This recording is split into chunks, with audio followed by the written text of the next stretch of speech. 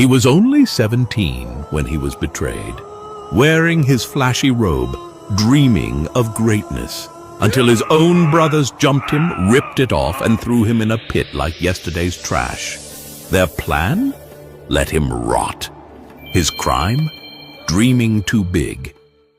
Joseph lived with his father Jacob in the land of Canaan and helped tend flocks with his brothers, sons of Jacob's other wives. But Joseph often brought back a bad report about them. Jacob loved him more than all his other sons because he was the son of his old age and the firstborn of Rachel, his beloved wife. As a sign of that love, Jacob gave Joseph a special tunic, a richly ornamented robe, a symbol of blessing and favor. He was already hated by his brothers for being his father's favorite.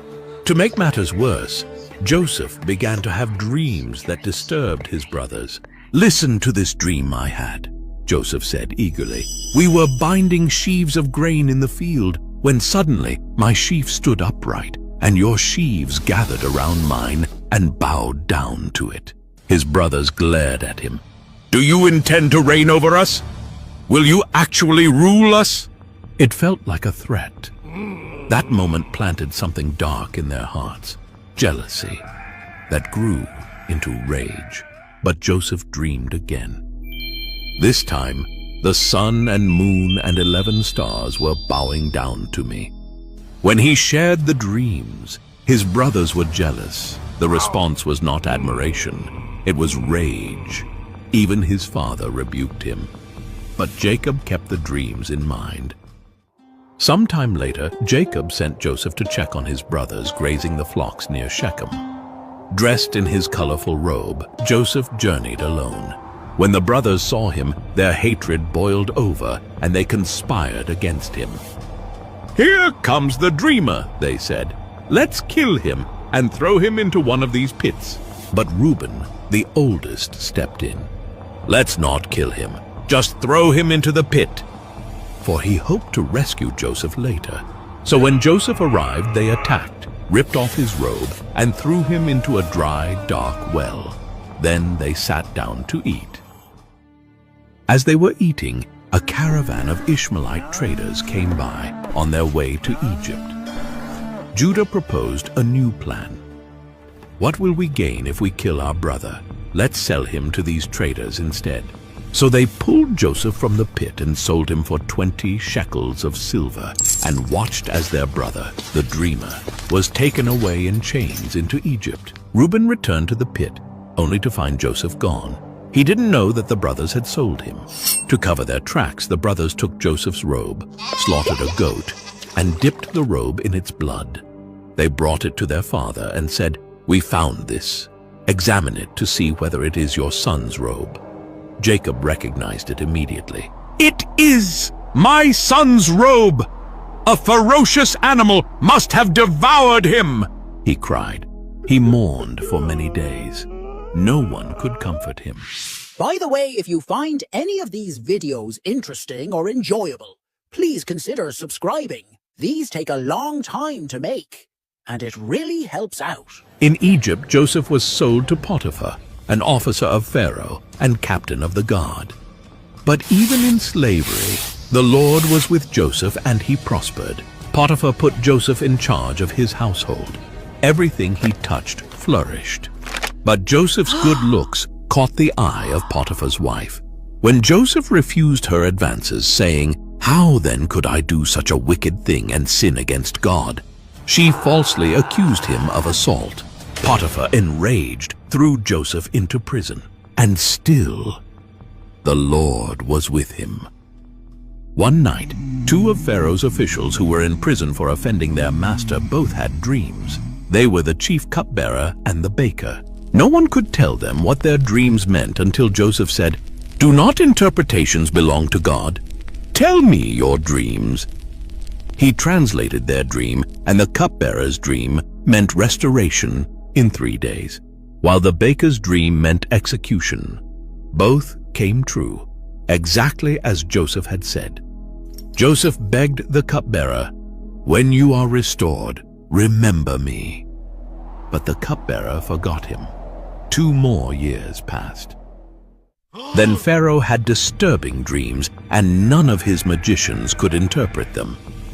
That's when the cupbearer remembered the Hebrew prisoner. Joseph was summoned.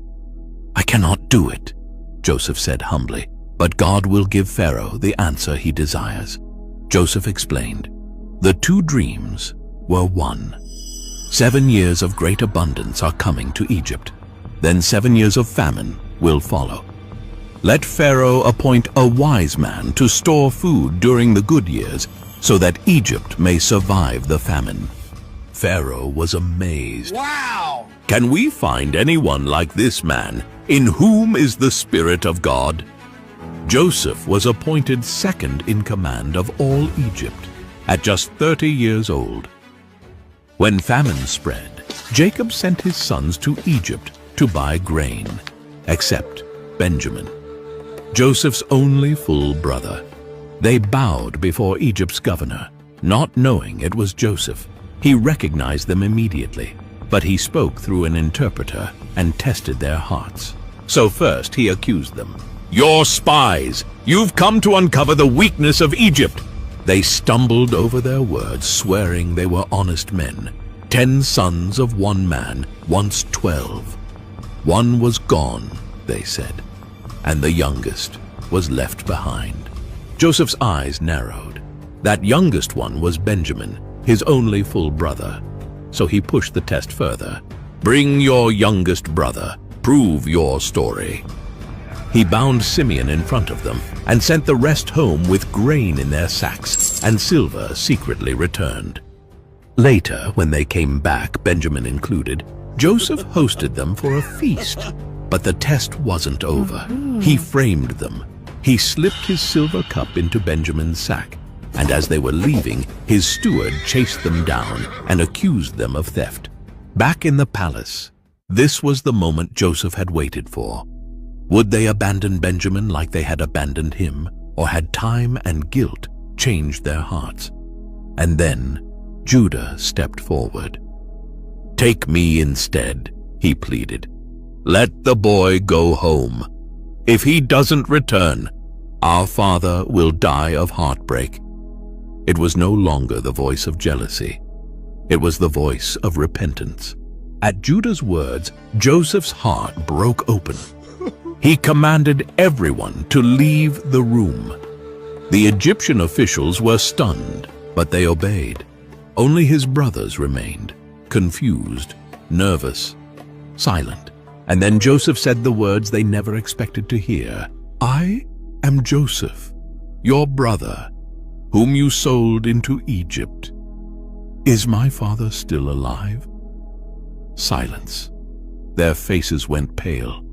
They couldn't breathe, couldn't move. This powerful ruler was the brother they betrayed, and he was weeping. "Come close," he said. "Don't be afraid. You meant it for evil, but God meant it for good. But do not be distressed. God sent me ahead of you to preserve life." He forgave them and wept with them. The dreams had come true. The dream was never about ruling over his brothers. It was about saving them. Word reached Pharaoh's palace that Joseph's brothers had come. Pharaoh was pleased. He told Joseph, "Send for your father. Bring your whole family. The best of Egypt will be theirs." Joseph sent his brothers back to Canaan with wagons, silver, and gifts. But most importantly, he sent a message. "Tell my father, Joseph is alive, and he rules all of Egypt." Jacob and his family, 70 people in all, left Canaan and moved to Egypt. He was reunited with his son. Before his death, he blessed Joseph and his brothers. After Jacob died, the brothers again feared Joseph's revenge. But Joseph said, "Don't be afraid. Am I in the place of God? You meant evil against me, but God meant it for good, to save many lives as he has done this day." Joseph lived to see his children's children. Before he died, he told his brothers, "God will surely come to your aid and bring you back to the land he promised Abraham, Isaac, and Jacob." He made them swear, "When God comes, take my bones with you." And then Joseph died in peace, with faith in the promise. Though Joseph died in Egypt, his bones were placed in a coffin, not a tomb, a reminder that the story wasn't over. Centuries later, when Moses led Israel out of Egypt, they carried Joseph's bones with them, through the Red Sea, through the wilderness, through every trial and battle, until the day they laid him to rest at Shechem, in the very land Joseph spoke of. If you haven't subscribed yet, please don't forget to do so.